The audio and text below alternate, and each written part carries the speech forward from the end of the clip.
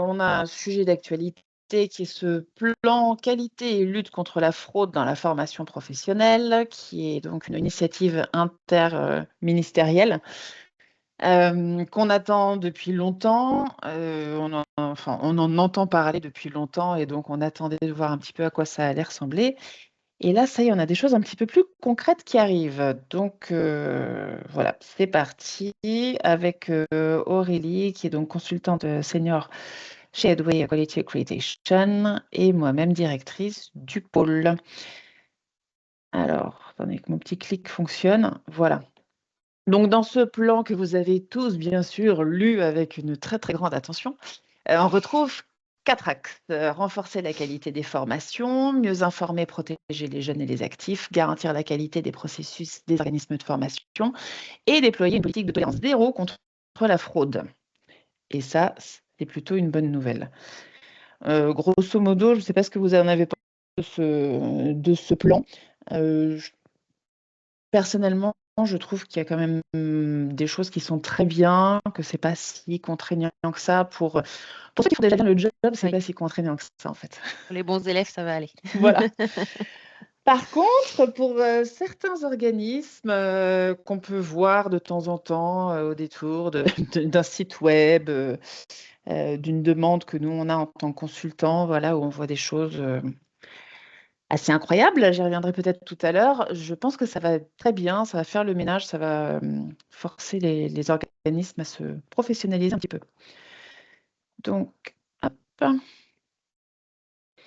Aurélie, je te laisse attaquer. Donc là, ce qu'on va faire, on va en fait dérouler les différents points de chacun de ces axes, histoire d'être sûr qu'on a bien tous la même interprétation. Il y a certains sujets, je trouve, qui restent encore un petit peu flous et il faudra attendre les décrets pour voir vraiment la manière dont ça va être appliqué et exigé. Et cette fois-ci, Aurélie, je te laisse la parole. Donc, le premier point de cet axe, c'est de renforcer les obligations des organismes de formation.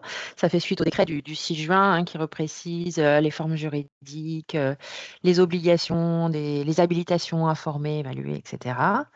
Il y a également le respect du référentiel de compétences. Alors, c'est aussi au niveau des évaluations, de cadrer, enfin voilà, que la formation soit bien en lien avec le référentiel de compétences.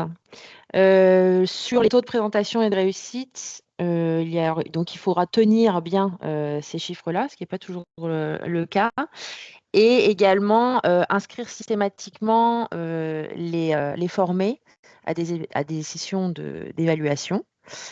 La clarté, la transparence sur les débouchés, bon, ça, je ne vais pas expliquer plus, je pense que c'est assez clair.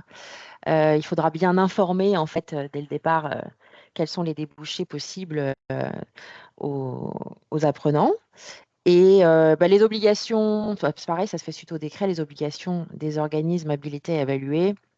C'est également ça, ce que je disais tout à l'heure, c'est d'inscrire, entre autres, à des sessions d'examen, les personnes qui ont suivi la formation. Et puis, ça revient aussi au référentiel de compétences, parce qu'il faudra également bien s'assurer que les sessions d'examen sont conformes au référentiel. Exactement. Et juste le taux de présentation, taux de réussite, c'était déjà demandé dans les dossiers RNCP, mais là, c'était déjà demandé, oui. Voilà, là, il va falloir quand même que ce soit systématisé. Et surtout, ce qu'on comprend du plan, c'est que ce sera bien plus scruté par France Compétences lors de l'instruction. Donc, voilà, veillez à le faire À correctement. compiler les données, ouais, Voilà. et puis à bien les garder, quoi. Donc là, voilà, sur chaque point, on déroule un petit peu comme ça. Et après, on vous propose des actions à mettre en place. Certaines seront obligatoires. Alors, honnêtement, on n'a pas fait la différence entre les obligatoires et juste les conseils de choses que vous pouvez mettre en place pour vous conformer aux attentes des ministères. Donc, voilà, Aurélie, je te laisse dérouler ça un petit peu. Oui, donc cartographier le référentiel avec les programmes, ça c'est vrai que ça peut être un gros travail quand même, mine de rien. Mais je pense qu'effectivement, c'est essentiel. Adapter les moyens, donc ça fait suite également au décret, qui est les moyens techniques, pédagogiques, l'encadrement, etc. faudra que ce soit bien précisé. Je pense aussi, par exemple, dans les modalités d'organisation pour ceux qui sont à RNCP, voilà, bien les dérouler aussi à ce niveau-là, bien les noter, les expliquer. Donc, donc, on parlait de mettre en place des tableaux de bord dès maintenant, commencer à bien répertorier ses inscrits, ses présentés, ses diplômés, ses ajournés éventuellement, ou ses validés partiels. La fiabilité de la communication externe, donc oui, on met plus de chiffres non officiels, on essaie de coller à ce qui est demandé, enfin on essaye, on le fait pour être prêt aussi pour la suite, pour les éventuels contrôles. Le processus d'inscription à l'examen, bon, c'est ce que je disais tout à l'heure, bien expliquer, bien mettre en place les processus d'inscription, bien donner les dates, etc. N'oublier personne dans le processus. Donc, à nouveau, pour l'alignement de l'organisation des examens sur les référentiels d'évaluation. Gros travail aussi pour certaines, encore une fois, pour certaines formations, c'est pas toujours évident. Donc, ça va demander pas mal de réflexion. C'est pourquoi il faut s'y mettre dès maintenant. Et donc, commencer à compiler les données, à bien garder tout ce que vous faites, tout répertorier, classé pour à présenter lors des audits, quoi. Et puis des contrôles. Voilà. Grosso Ça, modo, c'est très important. c'est ça, il faut vraiment qu'il y ait un alignement entre ce que vous annoncez et ce que vous faites. Et ça, c'était surtout le décret du 6 juin. Du 6 juin, ouais. Qui met l'accent sur l'alignement certification-formation. En fait, ce qui était toujours la zone d'ombre, enfin plutôt une zone blanche, non regardée ni par Calliope ni par France Compétences. Donc là, youpi, enfin, on regarde un petit peu le contenu des formations et ça évitera d'avoir un titre RNCP alors je vais avoir un exemple pourri encore, mais je ne sais pas moi, de chef de projet et qu'à côté de ça, on mette une formation qui a rien à voir et juste parce qu'à un moment donné, il y a une compétence qui fait vaguement penser à de la gestion de projet. Ah bah tiens, on a adossé ça à un RNCP gestion de projet. Donc, bon. Les titres sont très éloignés parfois, on le voit, nous, effectivement, de la réalité, quoi. Et donc, dans le décret, d'ailleurs, maintenant, c'est indiqué qu'il faut utiliser l'intitulé officiel de la certification, voire du diplôme pour ce qui dépend du ministère de l'Enseignement supérieur, dans ces communications, justement, pour éviter des écarts trop importants. Parce que combien de fois on a pu entendre des histoires aussi d'étudiants qui se retrouvent avec le diplôme et quand ils voient ce qu'il y a écrit dessus, ils disent « c'est pas ça que j'ai fait, en fait ». Sauf que si, en fait, parce que c'est la certification à laquelle c'était adossé. Donc, beaucoup de clarté et d'alignement par rapport à ces éléments-là. Je crois que je suis allée en arrière. Voilà. N'hésitez pas, si vous avez des questions, c'est peut-être plus simple de prendre les questions au fur et à mesure sur les différentes parties avant de passer aux suivantes. Oui, alors utilisez plutôt le... de toute façon, je n'ai pas mis le le chat. question-réponse. Donc voilà, le chat ou sinon, levez la main si vous voulez. Ah bah tiens, on a Laurence. Bonjour Mélanie. Laurence. Oui, pour les RNCP, donc ça veut dire que par exemple, même les formations qui sont en apprentissage, si je mets, je vous dis n'importe quoi, bachelor immobilier et que ma certification, c'est chef de projet, j'ai plus le droit sur mon site internet de mettre ça. Non, il faut vraiment que ce soit rapproché. Donc, ça pourrait être, si tu as un bachelor en immobilier, il faudrait au moins que ce soit un responsable de gestion en projet immobilier. Enfin, il faut quand même que ce soit spécifique. On ne peut pas rester dans le trop générique non plus. Ce qui évitera aussi, à un moment donné, d'avoir sur une certification plus de 100 partenaires avec des titres de formation. Un éventail sans citer personne, n'est-ce pas? Voilà. Oui, on voit de qui tu parlais encore. Bon, voilà quoi. Bon, d'ailleurs, ils ont été retoqués. Hein, voilà. Ça finit par arriver. Voilà. Ouais, d'accord, mais ça veut dire que est-ce que les termes, par exemple, bachelor ou master sont à proscrire? Alors, bon, il y a une différence entre le bachelor, là tu indiques une durée de formation en fait. Donc, si tu mets ton bachelor, il indique que c'est un bac plus 3. Ah, il y a quelqu'un qui a son micro allumé. Hop. Donc, ton bachelor, voilà, il indique plutôt la durée. Alors, attention à l'utilisation du terme master qui est interdite si vous n'avez pas de grade de master. Et encore, même pour les grades de master, on n'a pas le droit d'appeler master, mais plutôt diplôme conférant grade de master. Donc, soyez super attentifs à ça. Et ça, on y reviendra Un peu plus loin, oui. un peu plus loin, voilà, sur les intitulés.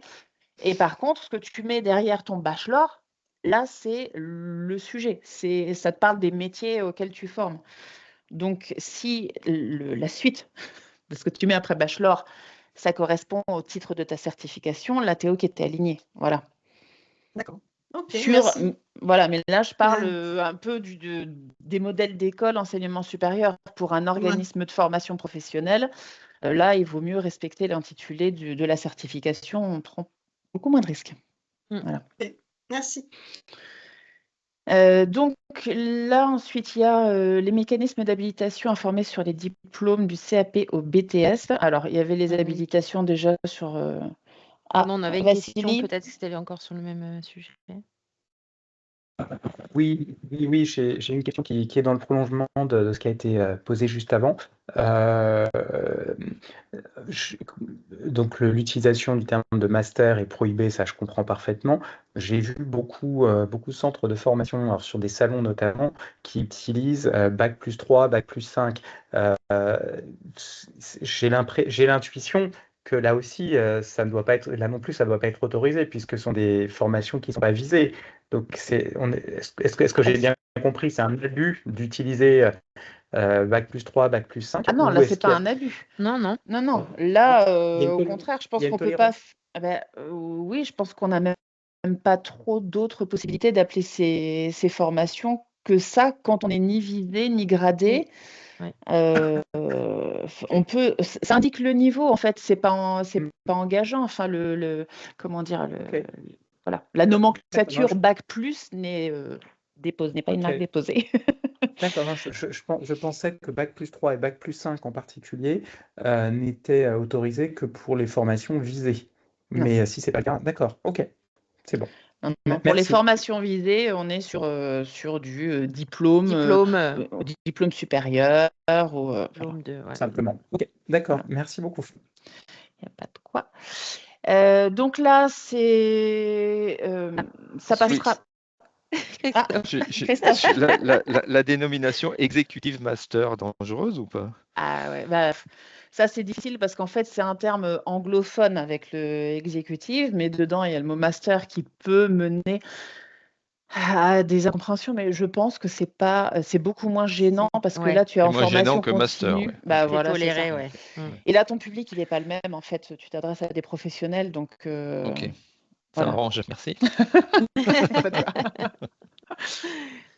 Donc c'est bon, je continue sur, beaucoup de questions cette partie. sur le CAP BTS.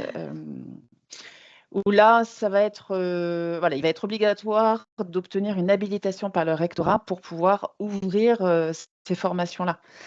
Et donc, voilà. Et là, il va falloir monter un dossier en alignant bien le programme sur le référentiel, encore une fois, ça c'est pas nouveau, et en faisant des démonstrations diverses et variées sur l'encadrement, les conditions de réalisation des actions de formation, etc.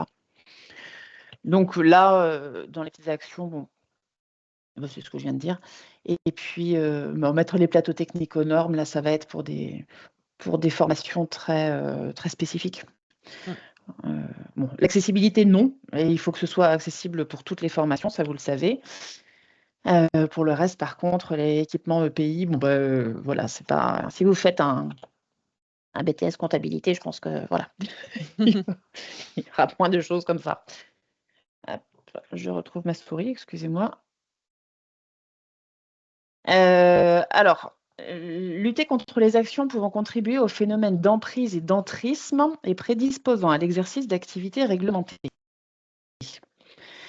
Alors, ce sujet-là, il existe parce qu'il y a des abus, justement, en principe, principalement sur des formations, des métiers réglementés. Par exemple, le métier de psychologue est réglementé. En revanche, si vous vendez une formation de psychologie, vous pourriez faire croire volontairement ou non à vos étudiants ou vos candidats qu'ils pourront être psychologues à l'issue de cette formation. Ce n'est pas possible en fait. Donc c'est pour ça qu'il faut être très clair sur ce à quoi on forme et les débouchés possibles. Encore une fois, on parlait des débouchés tout à l'heure. Là, c'est vraiment important. Et sur emprise-entrisme, c'est pour éviter qu'il y ait une espèce d'abus de pouvoir.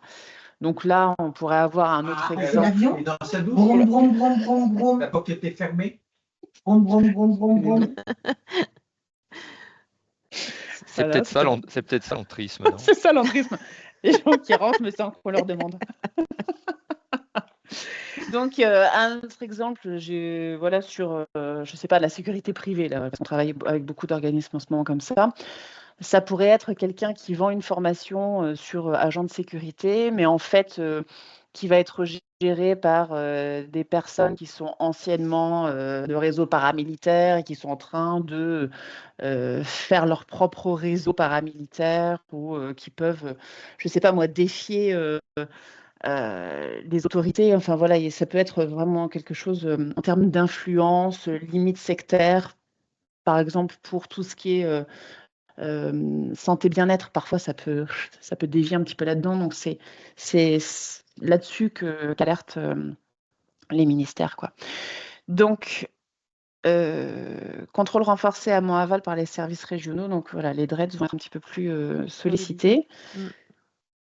Et pour ça, on va vérifier les prérequis et ça veut dire aussi faire attention que vos candidats et vos diplômés certifiés pourront exercer le métier pour lequel vous les formez.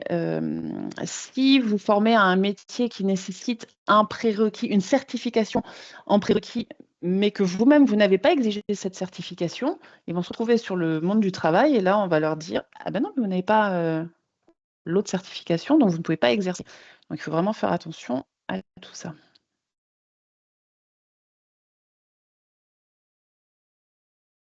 Aurélie ? Donc, il y a aussi une partie de renforcement des missions des CFA. Alors, sur 2 axes, ça fait suite à des malheureux événements, d'ailleurs, on pense, qui ont lieu il n'y a pas très longtemps, sur des apprentis qui sont décédés sur leur lieu de travail. C'était plutôt des formations techniques, mais bon. Le risque d'accident est accru chez les jeunes, les apprentis, enfin les jeunes de manière générale. Et donc, il faudrait que les organismes de formation, les CFA, pardon, se mobilisent davantage pour améliorer la prévention donc, au niveau des accidents, les préventions des risques professionnels de manière générale. Donc, les actions, nous, auxquelles on a pensé, ce serait d'intégrer des modules de prévention des risques dès l'accueil. Alors, en coordonnant avec l'employeur, c'est vrai qu'on manque un peu encore d'informations sur le document, mais voilà, je pense que ça demande un peu de précision pour voir comment ça peut être fait. Et ensuite, la mise en place donc, d'un dépistage de l'illettrisme, parce que voilà, malheureusement, encore à notre époque, je crois que c'est suite aux journées de défense et de citoyenneté, je crois, on repère encore, je crois que c'est 5%. 5%. Ouais, c'est ça, donc ce qui est quand même pas négligeable. Donc voilà, on attend des CFA qui soient mobilisés sur cette partie également. Donc je ne pense pas que ça va forcément vous concerner, mais voilà, c'est quand même. Bah, quand même, si, parce que même parce qu'on a quand même pas mal de public grande école là, dans les participants aujourd'hui. Oui. Enfin, c'est un peu la base de notre auditoire. Si, parce qu'il y en a beaucoup qui ont un CFA interne en fait. Donc, ils vont être obligés de se plier à ça. Et d'une manière générale, que vous soyez CFA ou pas, je pense que c'est quand même voilà, une initiative qui est intéressante de prendre. Alors, quand on est dans une école d'enseignement supérieur, on peut imaginer que quelqu'un qui arrive jusqu'à ce niveau d'études sera pas forcément en situation d'illettrisme à proprement parler. Ça va être plus, je pense, pour des certifications de niveau inférieur que des niveaux 6 ou des niveaux 7, mais ça peut arriver quand même, donc peut-être être vigilant là-dessus. Et oui, Oui, c'est ce que je voulais dire en fait. Ouais. Du coup, ouais. Et sur la prévention, après Aurélie, tu mentionnais aussi le document. Alors on ne sait pas s'il va falloir que les CFA vérifient auprès des entreprises. Oui, les deux ERP, parce que c'est vrai que selon les structures, les grandes entreprises, en général, ils les ont tous, il n'y a pas trop de soucis. Mais dans les petites structures, c'est pas forcément fait, alors que c'est obligatoire, c'est à renouveler tous les ans, etc. C'est le document unique d'évaluation des risques professionnels. Donc, on est en plein dedans. Et c'est vrai que, voilà, ça serait quand même intéressant, mais c'est pas explicite dans le texte que les organismes devront aller jusque-là. Mais ça pourrait être bien quand même qu'il y ait un certain contrôle à ce niveau-là. Voilà. Alors, là, ça va faire une petite révolution pour tout le monde, ça. Parce que vous soyez CFA ou école avec en formation initiale, c'est une pratique assez courante que de demander des arts sur les frais de scolarité. Et la règle veut en général que ces arts ne soient pas rendus si l'étudiant ne rejoint pas l'école. Ce qui est vécu comme une situation injuste pour beaucoup, à juste titre, j'ai envie de dire. Selon les montants. Selon les montants, voilà. Exactement. C'est sûr.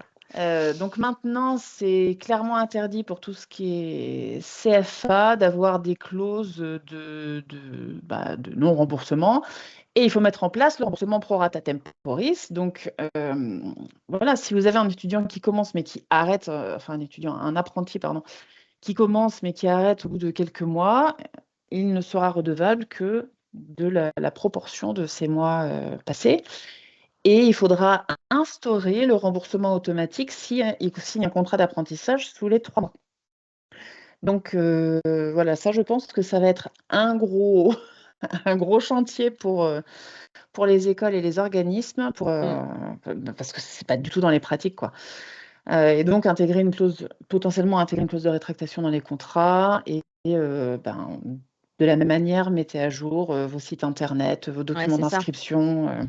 Les documents d'admission, les courriers qui sont envoyés, toutes les plaquettes et tout ça, ça va demander une grosse coordination. Ça concerne tout le monde, ça, qu'on soit CFA ou pas? Oui, tout le monde. Oui, tout le monde. En fait, c'est clairement, si tu veux, dans le document, c'est clairement marqué CFA. Et après, tu as un petit paragraphe sur les étudiants, même hors de l'enseignement supérieur. Je ne sais plus comment c'est marqué. Et pas la formation professionnelle. Et pas la formation professionnelle. Alors, c'est marqué en outre les étudiants, donc là, on ne parle plus des apprentis, les étudiants seront mieux protégés face à certaines pratiques imposant le paiement de frais de réservation non remboursables, très en amont de la formation, ce qui peut nuire à leur libre choix d'orientation. Et donc, voilà, il faut le permettre de résilier sans frais le contrat jusqu'à 30 jours avant le début de la formation. Ce n'est pas précisé pour la formation continue. Je pense que ça. Justement. Un peu. Je vois bien ce que vous voulez dire, Dominique. 30 jours, ça va, quoi. Voilà. Ok. Je pense que j'ai un peu l'impression quand même que ça devrait s'appliquer à tout le monde. Peu importe le statut, en fait. Mais voilà, en instaurant ces clauses pro rata temporis et de rétractation sous 30 jours, quoi.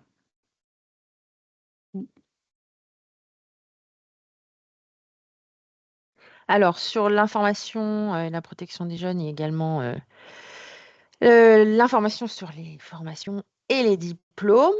Donc, on est surtout là sur les données d'insertion et les indicateurs que vous pouvez diffuser sur vos outils de communication. Il va falloir donc supprimer, le plus possible, ne pas mettre de données maison, de données un peu parasites qui donnent envie, mais qui ne sont pas raccord avec ce qui va être exigé par la suite, parce que il est entendu dans cette partie-là, donc dans le texte, que il faudra communiquer sur Insert Sup et Insert Jeune, probablement. Et en plus de ça, parce que les données collectées en l'occurrence sur ces sites-là sont assez succinctes, Il y aura également un nouveau système avec des données nationales qui sera mis en place. Donc, c'est pareil, tout ça, c'est un peu dans le flou. Mais en tout cas, il est bien précisé que les informations attendues, donc qui sont supplémentaires à ce qui est à l'heure actuelle sur InserSup et InserJeune, seront attendues telles que l'intégration, l'insertion internationale, les statuts non salariés, les formations de niveau 6 et niveau 7. Donc tout ça, il faut préparer dès maintenant en fait à collecter ces informations-là, même si on ne sait pas bien comment ça va être articulé par la suite. Voilà, il faut d'ores et déjà modifier vos enquêtes d'insertion ou voilà, mieux les coordonner, revoir toute cette partie-là de manière générale, si ce n'est pas déjà fait, pour que vous soyez prêts en fait, au moment venu, quoi. Parce que c'est vrai que même au niveau des délais, je ne sais plus, c'est quand même pas tout de suite sur cette partie-là. Ça demande un peu de précision, mais bon, voilà, c'est toujours mieux de commencer déjà à travailler sur ces chantiers-là. En fait, la chose qu'on ne sait pas, c'est pour l'instant, ça dit, grosso modo, ne mettez plus de données maison, donc vos taux d'insertion que personne ne peut vérifier, ça n'apporte rien. Donc, ne communiquez que les informations qui sont communiquées sur InserSup, InserJeune. Mais... Sauf que, voilà, ces données, pour l'instant, ne comprennent que les données du public et les établissements, vraisemblablement, délivrant des visas et grades. Donc, voilà, des choses reconnues par le ministère de l'Enseignement supérieur. Sortent de ce cadre toutes les formations privées qui ne sont pas vidées et donc, pour l'instant, qui ne sont pas remontées dans ces systèmes-là. Donc, moi, l'interrogation qu'on a, c'est est-ce qu'à un moment donné, le ministère va exiger de ces organismes de formation de remonter leurs données? Comment vont-ils les vérifier? Enfin, voilà, pour l'instant, cette partie-là, elle est un petit peu floue.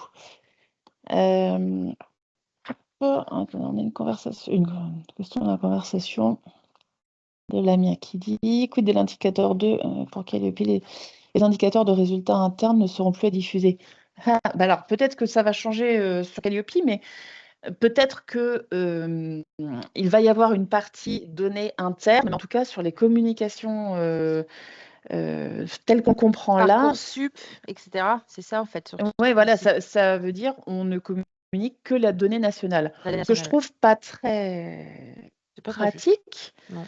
Parce que la donnée nationale, elle est faite d'une moyenne. Donc, il va forcément y avoir des organismes qui sont très performants en termes d'insertion et d'autres beaucoup moins. Donc, ça ne me semble pas juste que quelqu'un qui a une mauvaise insertion puisse communiquer la même donnée que quelqu'un qui a une super insertion. Et en même temps, je comprends les dérives de n'importe qui peut dire mais nous, on a 98% d'insertion au bout de 2 mois et demi à des salaires de 100 KE. Oui, mais non, en fait. Donc ça, bon, je ne sais pas où ça se situera, où sera le juste milieu entre pouvoir communiquer sur ses propres performances en tant qu'organisme de formation et la donnée nationale. Voilà. Si quelqu'un a des infos là, dans les participants, on est preneuse parce que ça reste un petit peu flou encore, je trouve, cette partie. Donc la feuille de route est prévue avant la fin de l'année 2026. Donc ça se trouve, je pense que même eux, ils n'ont pas encore d'idées sur comment ils vont faire exactement. Oui, c'est ça. Là, il y a plein de choses. On est quand même en supposition. On attend vraiment les décrets quoi, pour savoir mieux. Alors, je clique. Alors là, il s'agit de juste informer en fait sur vos sites internet, vos livrets d'accueil, etc. Les canaux qui existent officiels de signalement. Voilà, pour fluidifier la communication. Donc bon, c'est pas grand-chose. C'est pas un gros chantier, d'autant qu'il existe quand même beaucoup de canaux. Donc, je crois qu'il est précisé qu'il est prévu peut-être un regroupement au niveau des instances ministérielles, de simplification de ces organismes auxquels on peut faire appel en cas de souci. Donc, voilà, juste créer une petite page internet et puis mettre les coordonnées et puis les possibilités de communiquer des dysfonctionnements. Bon, Oui, c'est ça. C'est grosso pas modo, grand-chose. ça incombe pas tant que ça aux organismes, mais plus justement à la communication gouvernementale. Mais si les organismes de formation peuvent se faire le relais de cette communication, Ah bah ça fait toujours ce bon sera élève. très en très bien. plus. Bah, voilà, exactement. Marque des points. Exactement. Alors, les nouveaux indicateurs Calliope, donc c'est pareil, on attend une nouvelle version de Calliope prochainement. Plus de transparence dans la communication, éviter les tromperies sur les débouchés. Donc, ça rejoint un peu ce qu'on a dit avant, en fait, sur l'alignement formation, certification, qu'on communique bien sur les métiers auxquels on forme. Et c'est pareil, c'est aussi, je pense, pour éviter ces abus qu'il peut y avoir avec votre bac+2 ou bac+3, vous serez directeur d'agence.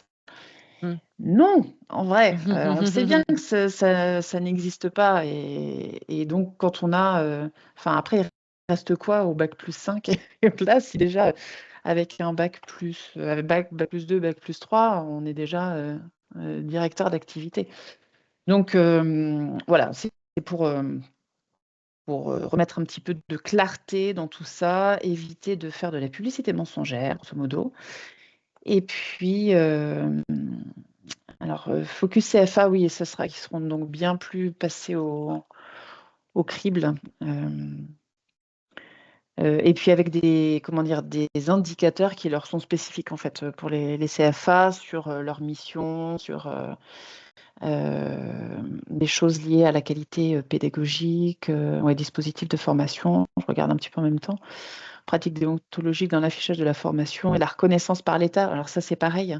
Pour donner un exemple, j'ai vu sur LinkedIn une école qui cherchait un consultant RNCP. Donc, je contacte, car n'est-ce pas, c'est ce que nous faisons. Et en allant sur leur site internet, je vois diplôme machin bidule reconnu par le ministère de l'Enseignement supérieur et de la Recherche. Première nouvelle. Donc là, par acquis de conscience, je vais vérifier sur le site de la CEFDG, vu que c'était une formation en gestion.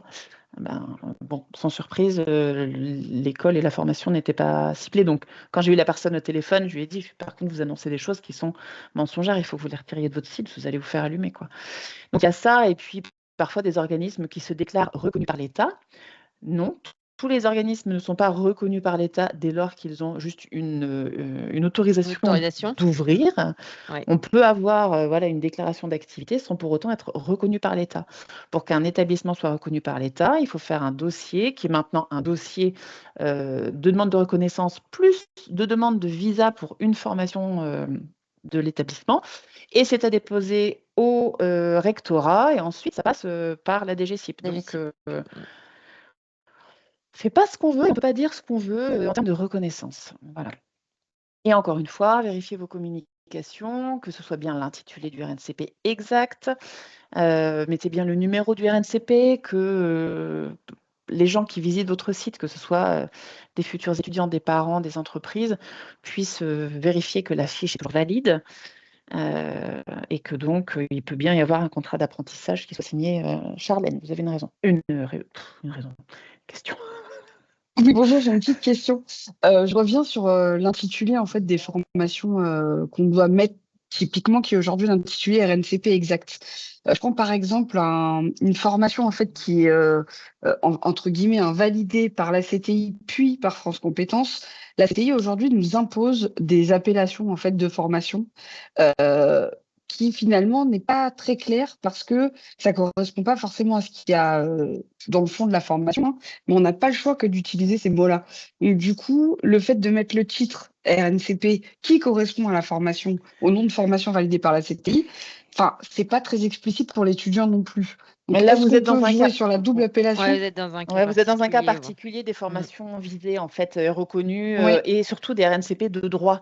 Donc, un RNCP de droit, il n'a pas du tout le même intitulé qu'un RNCP sur demande.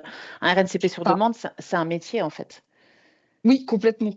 Et le RNCP de droit, en général, ça va être diplôme 2 ou titre d'ingénieur ou pour le exactement, oui. Deep Vis grade C'est ça, C'est Voilà, ça. un peu des à trucs. rallonge, oui. Voilà, et puis parfois, enfin, on voit encore des diplômes de l'école machin bidule. Bon, bah voilà, Oui, c'est ça existe c'est encore, il pas y un en a qui font ça métier, encore. voilà. C'est ça. Du coup, est-ce qu'on peut quand même utiliser, au moins sur le site internet, hein, Ah bah, votre cette site de double formation. appellation? Oui, oui, oui, bien sûr. En fait, c'est Mm. ça, il Ok, faut, Faut là, vous pouvez indiquer le les mettre. deux, donc ça vous êtes Oui, tranquille. RNCP de droit, c'est vraiment particulier, donc on Ouais. peut pas, ok, peut pas super. appliquer les mêmes règles que pour le reste. Parfait, merci. Il n'y a pas de quoi. Hop, je clique. Alors, les modalités d'audit. Donc maintenant, les audits Calliope seront systématiquement sur site et avec présence du dirigeant. Ça s'adresse surtout aux tout petits organismes de formation qui font appel à des consultants pour les représenter lors des audits Calliope. Maintenant, il faut quand même démontrer que alors, c'est valable aussi pour les plus grosses structures, mais on va dire que c'est plutôt dans ces cas-là, parce que les dirigeants se faisaient représenter par des consultants, qu'on en est arrivé à ce genre de règles. Voilà. Et maintenant, les auditeurs Calliope devront avoir une certification RS, qui est enregistrée au RS, pour pouvoir faire leur audit. J'attends de voir ce que ça va donner. J'ai déjà un peu perçu sur LinkedIn une petite levée de bouclier, Ouais. certaines démissions annoncées du rôle d'auditeur. Bon, à voir. Je trouve ça bien, moi, que ce soit cadré et qu'il y ait des compétences qui soient validées sur la manière d'auditer un organisme. Donc, je trouve ça pas trop mal. Coordination nationale renforcée. Bon, ben, voilà, là, c'est que tout, voilà, que tout soit coordonné et que il y ait un peu un contrôle qui soit exercé aussi sur les organismes certificateurs. Donc là, les actions, c'est pas obligatoire. On a mis parfois juste des idées. Donc planifier, mettez-vous un audit blanc. Euh, oui, audit blanc, ça c'est le numéro 2, mais veillez bien lorsque vous organisez un audit Calliope que votre dirigeant soit disponible et bloquer son agenda. Ou alors qu'il y ait voilà, une délégation possible, mais à un poste logique en termes de hiérarchie, quoi. On a 2 questions. Enfin non, on a une affirmation sur la présence des dirigeants. D'accord. Et quel titre RS sera requis pour Calliope? Donc oui, on a regardé, Alors, il y en a un visiblement. alors j'ai repéré le RS 6749 de Le l'AFNOR, LAFNOR. qui reste assez vague pour pouvoir. En fait, l'épreuve est adaptée au type d'audit qui Ouais. sera mené par l'auditeur, en fait. Donc, c'est Au pour ça que je domaine, dis. je crois que c'est. Ouais. Ouais, au Au domaine. domaine. Donc, un auditeur Calliope pourrait avoir son épreuve pratique sur le référentiel Calliope. Mm. Je le dis sans assurance, hein, c'est juste parce Ouais. qu'on est allé voir le RS, ce qui existait en RS, et c'est celui qui me semble le plus pertinent. Mm. À moins qu'il y en a qui soient développés juste pour, ou que ça laisse la porte ouverte à de nouveaux dépôts de demandes d'enregistrement au RS. Ce qui est fort possible aussi. Ça n'a pas été trop vite là? Non? Non, moi ça va. Ah non, je Non, mais croyais ça que va tu et avais toi? passé. Non, je croyais que tu avais sauté une slide. Non, non. Non, non. Donc oui, Calliope devient universel. Ça aussi, c'est la grande nouveauté pour tout le monde, même ceux qui s'autofinançaient par les frais de scolarité. Donc ça va faire, il va y avoir besoin de beaucoup d'auditeurs. Donc en plus, s'il faut qu'ils soient tous certifiés, enfin bon, ça va être un beau bazar. Donc si vous n'avez pas encore d'organisme certificateur, commencez à engager une recherche et une contractualisation pour le coup. Mettre en place le système de management de qualité, alors ça, c'est quelque chose que nous, on connaît bien, qu'on vous conseille de manière générale, pas forcément dans le cadre de CO et binaire, mais c'est toujours bien d'en avoir un. Voilà, d'avoir des indicateurs, d'avoir de la documentation qui est toujours suivie, mise à jour. Bon, là, il y a également dans ce paragraphe-là le suivi des compétences et la satisfaction des apprenants, mais tout ça, ça peut également rentrer dans vos enquêtes, etc. Ça peut être intégré facilement. Et puis dans la J'essaie de lire les questions en même temps, mais non, Non, c'est bon. les questions, les réponses. Je gère. Pour ce qui est vous en interne également, ce qu'il faut faire, c'est, si vous le pouvez, ou si c'est pas déjà fait, avoir un référent qualité, quelqu'un qui peut faire de la veille également sur tout ça, ou faire appel éventuellement à nos services. Et puis, par contre, estimer les coûts d'audit, ça oui, et de maintien, ça c'est quand même important d'ores et déjà d'en parler à vos directions et de prendre les devants. Parce que Après. il y a quelqu'un qui a son micro qui est ouvert. Voilà, ça c'est quand même quelque chose qu'il faut mûrir, qu'il faut penser dès maintenant. Je ne sais plus quelle est l'échéance pour cette partie-là, mais je crois que c'était quand même assez proche. Donc, dès la rentrée, je pense que là, c'est des sujets qui doivent être abordés. Premier semestre 2026, je crois. Ouais, donc ça va venir vite. Oui, voilà. Donc là, c'est vraiment sont surtout concernés les organismes qui n'étaient pas Calliope jusqu'à présent. Et là, tout à coup, on va forcer à devenir Calliope. Voilà. Je pensais y avoir échappé, hein, mais donc, si vous y avez échappé depuis le début, estimez-vous heureux de ne pas avoir eu à gérer ça. Mais maintenant, c'est fini, il va falloir le faire. Alors, empêcher les organismes frauduleux d'exercer une activité de formation. Donc là, il peut y avoir des organismes qui n'ont pas de numéro de déclaration d'activité, qui n'ont pas, dont le dirigeant n'a pas autorisation à diriger un organisme. Il y a pas mal de cas de figure qui peuvent se présenter. Donc, pour vous y préparer, en tout cas en cas de contrôle, soyez sûr de la conformité juridique de vos locaux, que vous soyez bien déclaré, enregistré au registre des sociétés, et puis locaux visitables, parce que c'est pareil. Alors, ça, je me pose la question de quid du 100% online. Parce qu'il y a des organismes de formation qui sont 100% online. Je pense que ces organismes peuvent avoir quelques problèmes de pouvoir continuer à exister facilement, je pense. On verra. Auditer l'authenticité de tous les documents fournis à l'État. Donc là, c'est pareil. Bon, comme partout, quand on est filou, on fait défaut, hein, mais ça peut être intéressant aussi pour les personnes qui rejoignent des organismes mais qui vont se retrouver à gérer Calliope et des choses comme ça. Je pense qu'un des premiers réflexes à avoir, c'est justement de vérifier tout ça, vraiment la légitimité de l'organisme, parce que parfois on arrive chez un employeur en confiance, et puis après on se retrouve parfois dans des situations qu'on n'aurait pas soupçonnées. Et puis, documenter toute évolution significative, ce sont des petits conseils.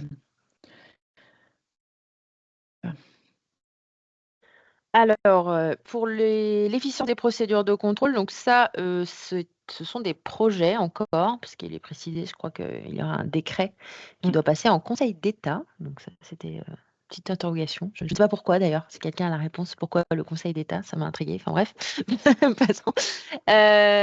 Donc, il faudra que le système, je vais y arriver, mon activité formation, le portail sera 100% dématérialisé. Donc zéro papier, pour assurer des échanges directs, sécurisés, etc., avec les instructeurs. Donc ça, c'est plutôt bien. La fin du recours administratif préalable, donc pour gagner du temps en effectivité, oui. Et puis par la suite, un renforcement annoncé des contrôles, des mécanismes administratifs, de sanctions, etc. Donc voilà, cette partie, elle demande aussi encore un petit peu d'éclaircissement. En tout cas, vous pouvez d'ores et déjà, si ce n'est pas déjà fait, basculer, créer, mettre à jour votre compte sur mon activité formation. Et activer les accès qui vont bien pour le référent qualité si vous l'avez. Et puis, encore une fois, vérifier les documents, les scanner, les compiler, et puis les digitaliser, comme ça tout sera prêt. Et prévoir la procédure interne de réponse express en mise en demeure, oui, avec la disparition du coup du RAPO. On Mais est bon, vraiment dans des cas vraiment très, très très particulier. spécifiques. Ouais. Mais c'est vrai qu'il y a encore des petits organismes de formation qui sont tout papier, où on voit même des listes de certifiés faits à la main, photocopiés, enfin voilà, des choses. Maintenant, ça ne sera plus possible, ce qui est plutôt une bonne chose. C'était toi. Oui. Oui, et pour en revenir à ça, aussi, je pensais à l'utilisation aussi également de Drive, comment dire, de secours en fait, de tout ce qui peut être pour les données en fait, qui peut être ne pas être mis sur un seul PC ou le jour où il plante ou alors il y en a un qui part avec son mot de passe, on n'y a plus accès. Oui, ça on a connu Et aussi. ça, on connaît, c'est quand même pas si rare, donc c'est toujours un peu étonnant. Donc voilà, l'utilisation de stockage qui soit online et qui soit pour tout ce qui est important, qui soit sauvegardé 2 fois, ça c'est toujours Ou un serveur important. d'entreprise, mais bon, voilà, il faut que ce soit Voilà, ce qu'on peut dans la partagé. mesure de ses moyens, mais voilà, quand même y penser. Donc pour ce qui est des contrôles des acteurs, donc là ça ne vous concerne pas directement, mais c'est plutôt les instances ministérielles et gouvernementales qui entendent donc coordonner mieux les contrôles des différents acteurs en voilà, partageant leurs informations, en ayant un système d'alerte commun. Donc ça, c'est pareil, ça sera régi par une loi. C'est pas encore fait. Mais voilà, l'idée, c'est de pouvoir échanger, que ce soit plus fluide, ce qui serait pas mal quand même, mine de rien, parce que faire appel à l'un, puis être renvoyé vers l'autre, et puis voilà, des fois, c'est quand même un Et peu puis, il y a des compliqué. cas. Et Alors, puis même pour eux aussi, bien entendu, ça sera quand même plus simple. il y a une loi là qui est passée en juin sur justement la fraude, mais de manière générale, en fait, pas spécifique à la formation. Donc ça part aussi de là, et c'est aussi pour éviter que quand il y a eu un organisme de contrôle qui a Interdit comment quelque dire, chose. oui, interdit quelque chose ou découvert des pratiques, voilà, que tous les autres acteurs soient au courant et qu'il n'y ait pas aussi plusieurs décisions ou contradictoires ou pas logiques, quoi. Contrôler les pratiques commerciales. Donc, ça, on en a déjà parlé hein, sur les pratiques commerciales trompeuses persistantes, parce que clairement, ça continue encore à. Vu qu'il y a des organismes de formation là, qui poussent de partout depuis le changement de loi par rapport à l'apprentissage, les aides de l'État, enfin, on a des écoles, entre guillemets, je mets vraiment des gros guillemets, hein, parce que enfin, ça n'a d'école que le nom.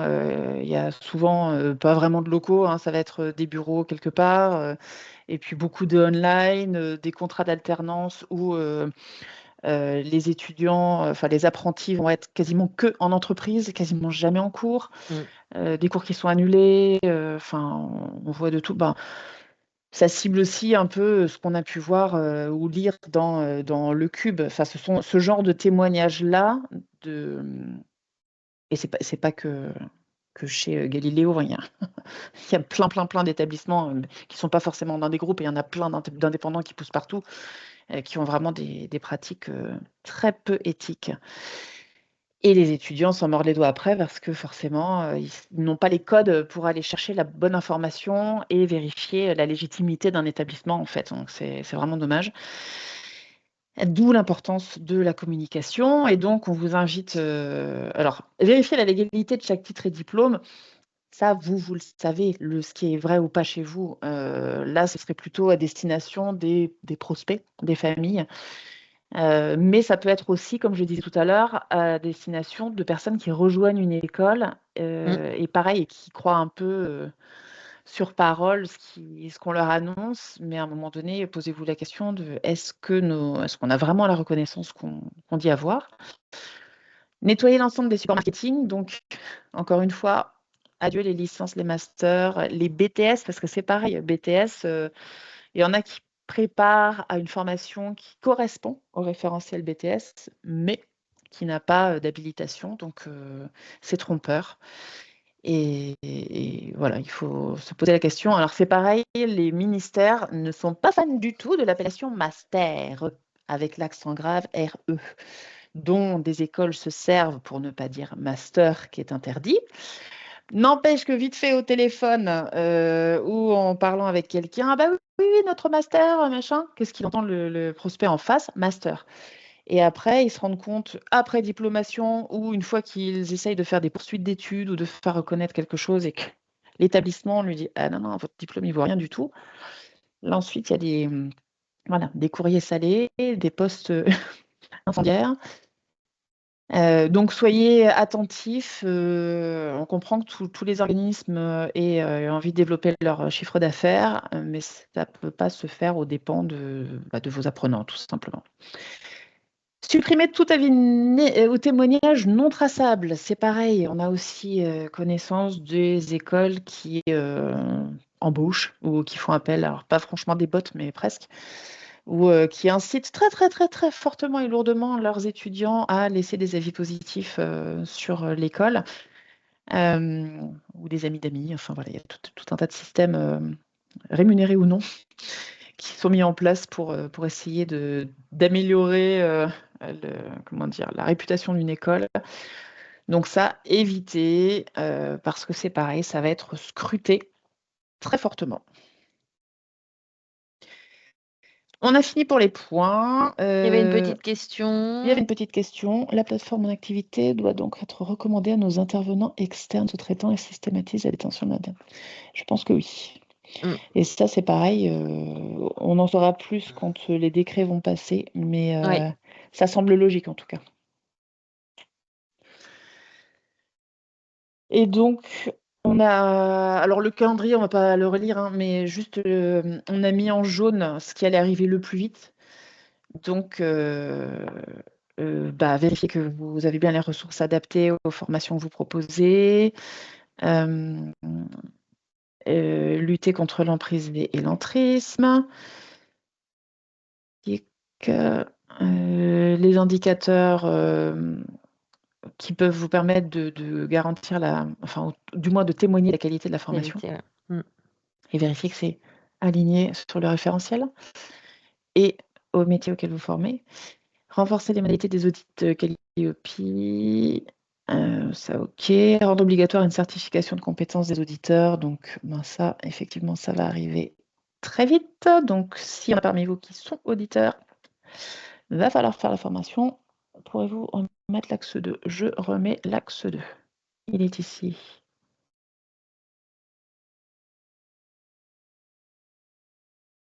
C'est bon, Pierre?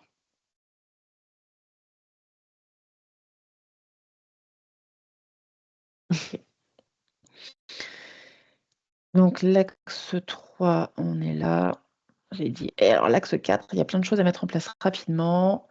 Notamment, c'est normal, hein, tout ce qui va sur la communication, sur éviter l'aspect frauduleux de la chose, en fait. Voilà.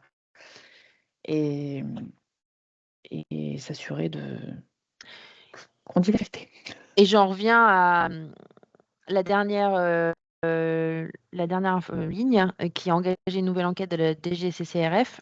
Je l'ai vu sur les réseaux, je ne sais plus, c'est un post LinkedIn du ministère, que c'était pour l'été 2025. Donc c'est en cours a priori. Donc voilà. Si vous voulez voilà. Commencer à checker. Ah d'accord. C'est noté. Pas de souci. Donc, on a tout couvert. Attendez, j'ai perdu ma caméra. Je ne sais plus où je suis. Ici. Voilà, la question, êtes-vous prêt? Êtes-vous prêt pour tous ces changements?